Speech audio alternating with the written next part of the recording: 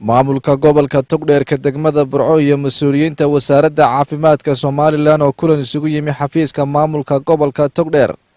ayaa waxay kulankaasi kaga arrinsadeen ka hortagga iyo xakamaynta cudurka kuduudiyaha oo ka dilaacay gobolka Togdheer muddooyinkii u dambeeyay. isuduwaha wasaaradda caafimaadka ee gobolka Togdheer Dr. Aadan Cilmi Diiriye, agaasimaha waaxda caafimaadka guud ee wasaaradda caafimaadka Soomaaliland Dr. Bashiir Cabdi Saleebaan iyo madaxa xakamaynta xanuunka duumada Dr. Cabdi Cabdilaahi ayaa sheegay in wasaaradda caafimaadka Soomaaliland ay dadaal badan ugu jirto sidii ay u dhimi lahaayeen tirada dadka cudurku soo ridayo iyaga oo ka duulaya ilaalinta fayadhowrka guud ee gobolka Togdheer. kan ka dilaacay bishii 9aad ee xumada leh Burco ka dilaacay wasaarad ahaan waan ka intarornay xarana waan uga hadalnay xagga wacyigelinta waxbaan ka qabanay xagga daweynta xagga controlka cudurka maanta waxaan fadhinaa in aan balaan cusub samaysano kaasoo aanu doonayno inaanu xagga nadaafadda ka shaqeyno oo faktarkii arkay xanuun ka imanayay inaanu abbaarno iyadoo 24 saacadoodna goobaha caafimaadka hadday public yihiin iyo hadday barafid yihiinba professionalkii ay diyaar u yihiin inay wixii ka daweeyaan. waxay dhakhaatiirta barafadka iyo public loo shirnay shalay goobaha dhow soo marnay xafiiskana shirka ku qabanay. cudurkan waxa keena kaneeco. cudurkan sida ugu fiican ee lagu xakameyn karayo waxa weeyaan maadaama fayraskii aan maanta dawo lahayn waa in la dilo kaneecada si loo dilaya beedkeeda la dilaya aydigeeda la dilaya iyada la dilaya si loo dilaya iyada iyo beedigeeda waxa weeyaan meesha ku dhasho dhan weyn la baabiyo intaasoo dhan weyn la baabiyo sida loo baabina waxa taayirada weyn la baabiyo la gubo qasacadaha iyo daasadaha weyn la dalooliyo baliyada weyn la buufiyo meelaha kale biyo istaagan weyn laga sii daayo in xoog la saaro cudurku halku ka imanayay hadii la daweynayo eelku ma istaagayo cudurkii halku ka imanayna waxa iskugu timid maadaama ay kaneecadaasi keenayso kaneecadaasina ay meerta nololeedkeedii biyaha ka dhalanayo sidii biyaha iyo qashinka iyo goobaha qashinku fadhiisto loo wada nadaafadin lahaa sida ay noola qaateen ee u agaasimeen madaxda gobolka iyo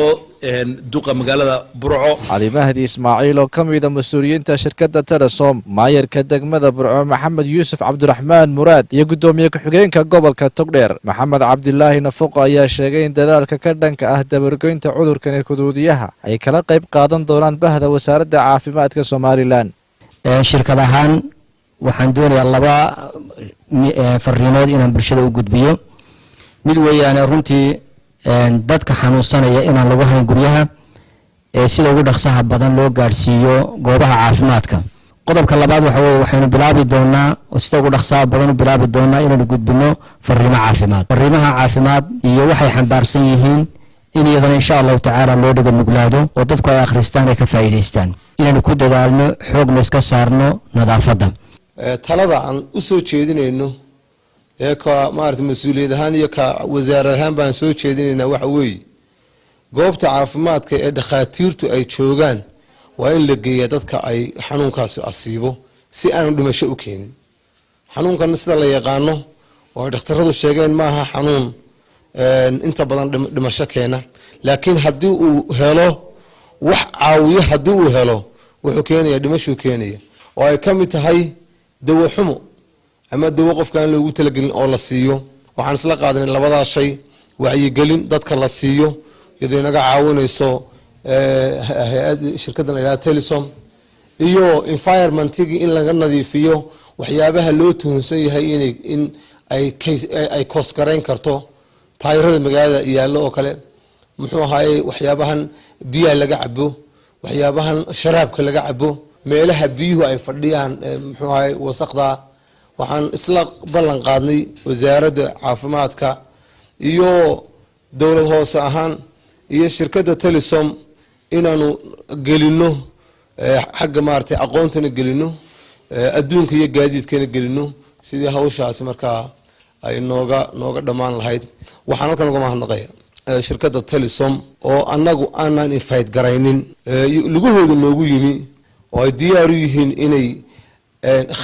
kharashkana wax ka bixiyaan oo qayb wax ka qaataan message-ka muwaadiniinta reer Togdheer la gaarsiinayna ayagu halka ay ka fargareeyaan. labada halkan bay nooga ballan qaadeen Telesom horena waa loogu baxsan jiray maantana biidnillaah waa ku baxsan doonaa shirkado badan baa jiro magaalada ee ka shaqeysta shirkadahana waxaan u sheegaynaa dadkii ka shaqeysanayseen wuu bukaa wuu xanuunsanaya badibuu xanuunsanaya dadka badidiisu xanuunsanaya marka idinkuna dadka doonaysa inay ka macaashtaan dee markuu sidan oo kale noqdo waa inay wax ku soo celisaan laguna wacyigeliyo dadka iyo bulshada siday nadaafadda ay uga qayb qaadan lahaayeen iyo wacyigelinta wasaaradda caafimaadka iyo maamulka degmada iyo maamulka gobolka ay wadaan iyo bulshada qaybaheeda kala duwan sidii looga hortagi lahaa xanuunkaas waxaan u mahad celinayaa shirkadda Telesom waxaa la yiri Soomaalidu ku maamaada la kala dheeray orodna maaha way ku soo celisay shacabkii ka shaqeysan jirtay waxyaalihii ay u qaban jirtay maantana waxay la wadaagtay xanuunkii iyo arrinkii jiray inay la qaybsato waxaan rajaynayaa shirkadaha kale ee ka jira magaalada Burco inay sida Telesom ay ku dayasho sameeyaan Shucayb Kingish telefishinka Sahan magaalada Burco ee xarunta gobolka Togdheer